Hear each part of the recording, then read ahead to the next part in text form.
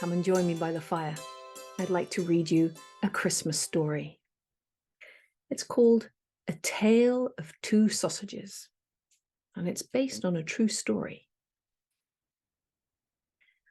Once upon a time, long, long ago, there was a lovely family who lived in a quiet, leafy suburb of London, England.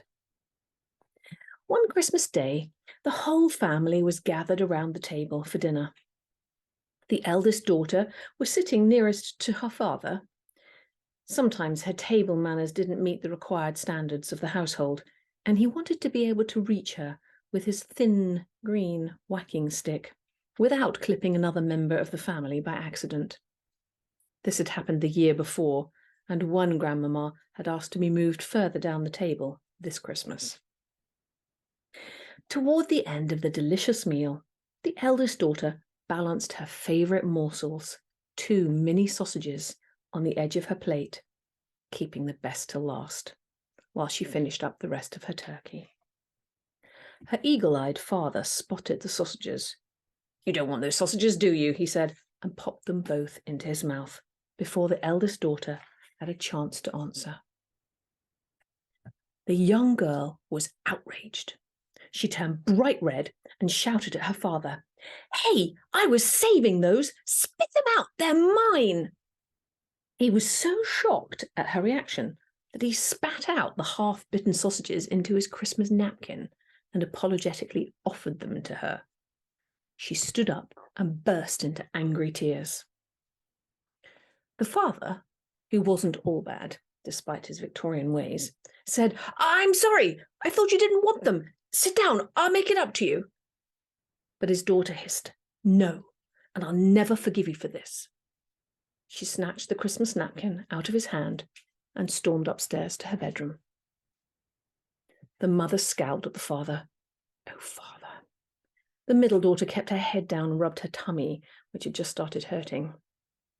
The youngest son started to cry because he was frightened by the shouting. One grandmother tutted under her breath, and the other shook her head slowly and sighed. Nobody enjoyed their Christmas pudding very much, and the afternoon dragged slowly, with tension like indigestion still in the air. It was late evening before the eldest daughter would speak to anyone. Only the promise of chocolate liqueurs could tempt her down from her room. She was below the legal age of consumption, but these were extreme circumstances. As soon as she came down the stairs, the father said, "I really am sorry that I ate your sausages. I thought you didn't want them, and I should have asked." "Yes, you should," she spat. "Let's make it up," said the father, with a vague tone of hope in his voice. "No way," she said, and grabbed the 3 largest chocolates and stomped her way loudly back up the stairs. Following year, the family gathered again at the Christmas table. The eldest daughter sat down next to her father in her usual place. When everyone was settled, she pulled out last year's crumpled up Christmas napkin from her pocket and laid it on the table.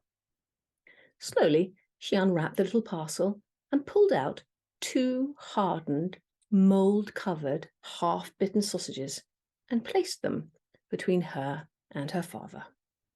A terrible odour filled the air. Then she put her hand into her other pocket and pulled out some other mouldering things and piled them up with the sausages into a little wall. She didn't need to say anything. Her father had got the point. The whole family had got the point. The delicious Christmas dinner was spoiled. The years passed, and every Christmas dinner was the same. One by one, each member of the family would unwrap their crumpled up Christmas napkins and lay out the mouldering evidence of their resentments and begin constructing walls between them. Each morsel represented ways they had been let down, hurt or upset. Each rancid remnant was evidence of how the others had failed to keep their part of the unspoken agreements of conditional family love. Every member of the family was quite certain that if the others had been different, then they would have been happy. They were convinced the walls were a necessary part of Christmas. It became a tradition that each family member would bring all their old favourite issues, as well as any new grievances against each other, in their increasingly large and multiple items of luggage. Year by year, the walls grew so high they could hardly see each other across the table at all. This year, the mother had invited a special wise guest for Christmas dinner. Everyone gathered around the beautifully set table and emptied their suitcases full of grievances onto the pretty red tablecloth. The pile of hardened, withered sausages and rancid resentments was so high it covered the decorations and the place settings and spilt over onto the floor. There was no room for the Christmas turkey or even a single candlestick anywhere on the table. The only person who didn't put any mouldy old foodstuffs on the table was the wise woman. She was busy rummaging in her tiny bag. The family stood up from their seats to peek over at the piles of resentments, curious to see what she would add to the table. But the wise woman just pulled out an old-fashioned wooden clothes peg and applied it firmly to her nose. After they'd all put their hands to their hearts and given thanks for the meal, the woman said, in a slightly nasal tone, "I'm fascinated by your most unusual family tradition. I've spent time with lots of different families, but I've never seen such an extensive collection of mouldy sausages. How did this all begin?" The wise woman made a sweeping gesture with her left hand, and instantly the whole family, except the eldest daughter, fell into a deep, sleep-like trance. "Well," said the eldest daughter, taking a deep breath, "let me tell you all about it. When I was 11, my dad," she shot a disdainful glance in her motionless father's direction, "my dad stole 2 mini sausages off my plate before I had the chance to eat them without even asking me." "I see," said the wise woman. "I was saving them for last because they were my favourite," she explained. "I see," said the wise woman again. "And you've been carrying those particular sausages with you for all these years?" "Yes," she said proudly, and pointed out the hardest, blackest, smelliest sausages on the table. "I'm hoping that eventually my father will understand what a terrible thing he did and properly apologise." "I see," said the wise woman. "You're hoping that bringing your old sausages to the table year after year will make a significant contribution to his understanding." "Yes," she said, sounding just a little uncertain by being questioned in this rational way. "But that's not all he did," she went on, hoping to justify herself a little more.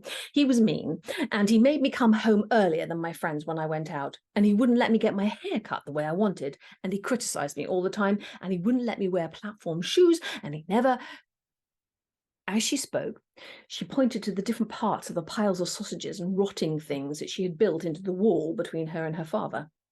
Her list of grievances continued on until she'd itemised pretty much every one of the things her father had ever done wrong, all the mistakes he'd made, all the things she didn't like about him, everything about him that annoyed her, as well as all the things he hadn't done that she thought he should have done or could have done better.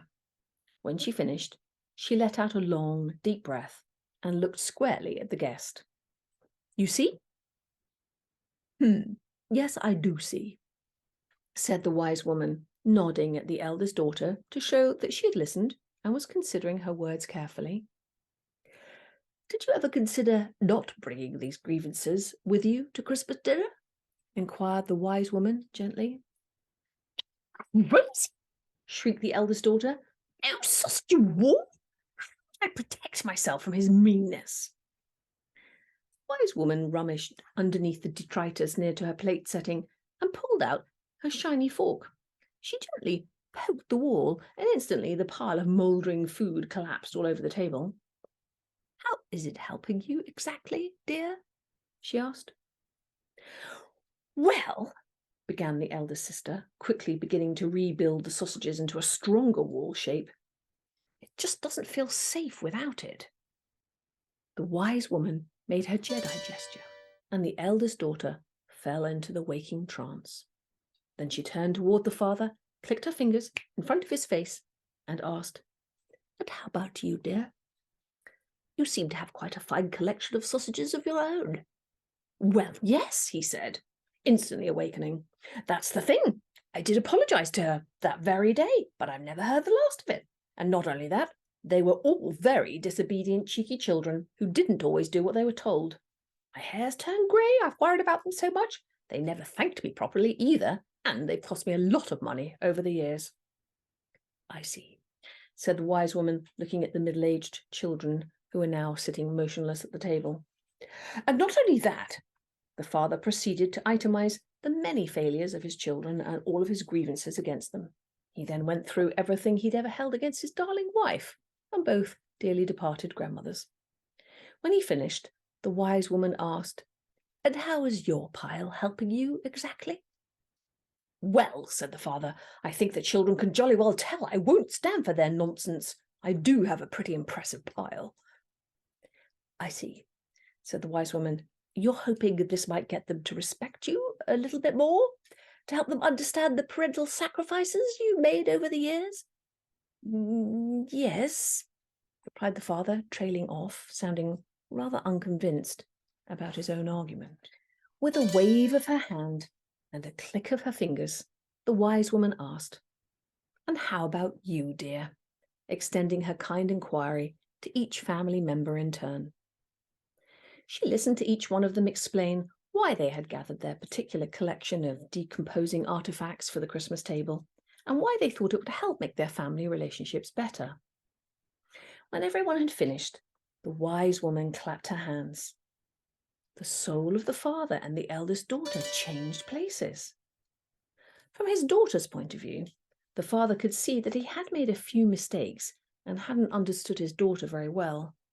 From her father's point of view, the eldest daughter could see that she had been quite a challenging child, and her father really had thought she didn't want those 2 old sausages. The wise woman made the switcheroo for each of the family members. As soon as they could see from the other's perspective, they understood each other much better, and their hearts softened. When everyone was back in their own bodies, the wise woman invited them to forgive each other. She asked them to all hold hands and say to each other, "Even though I don't agree with what you did, and even though I may not ever understand it, I refuse to carry any ill will against you for a moment longer. I completely, utterly, and thoroughly free myself of my resentment. I free you and forgive you absolutely, body, heart, and soul." Intuitively, the eldest daughter knew what to do next. She scooped up those first 2 ancient sausages from her pile and threw them into the open fire. She watched until the fire had completely burned them away. Then she walked up to her father and hugged him. Following her lead, each family member gathered a handful of their mouldering offerings and threw their resentments into the fire. They hugged each other whilst the fire burned everything away. The wise woman clapped her hands together, and the rest of the mouldering pile of resentment shot up into the air like a swarm of insects and flew over the heads of the family into the flames. They burnt up and were gone. Everyone breathed a huge sigh of relief. They all thanked their very special guest deeply and sincerely. Mother opened a window to let in some fresh air, and the wise woman removed the wooden peg from her nose and slipped it back into her bag. After she did this, the Christmas table instantly replenished itself with the most delicious Christmas dinner any of them had ever seen, including plenty of mini sausages. They all settled back into their places around the festive table. The father picked up the expensive-looking cracker by his plate and offered the other end of it to his eldest daughter. She gracefully took it. Everyone crossed arms, holding a cracker in each hand, and in one big circle counted down 3, 2, 1, and pulled. Merry Christmas, everyone.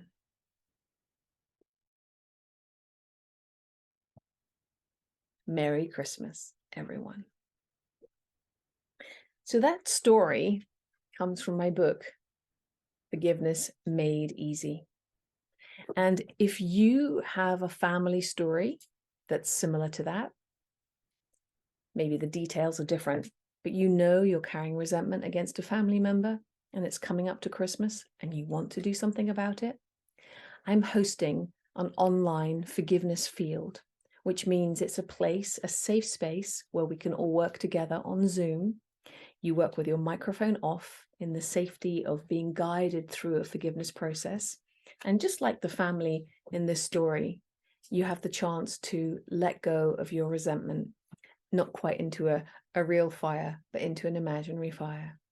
It's a very safe healing process. It has 7 steps. The actual process itself takes less than an hour. You are invited to come and join me in my next forgiveness field, which is on the 18th of December. Wherever you are in the world, you're welcome. It's at 5 p.m. UK time, which is 9 a.m. Pacific or noon ET, 6 CET. So everyone is welcome. You don't need to have any experience of forgiveness. But if you want to free your heart in time for Christmas, you're really welcome to join me in my forgiveness field. I'm Barbara J. Hunt. I'm a forgiveness specialist, author, musician, and you're very warmly invited to join me and make this Christmas a very special Christmas and to bring more peace on earth. I believe that we could create a world of peace, but it's going to take every heart. So one heart at a time, all around the world. I believe in goodwill to everyone, and I love singing hallelujah.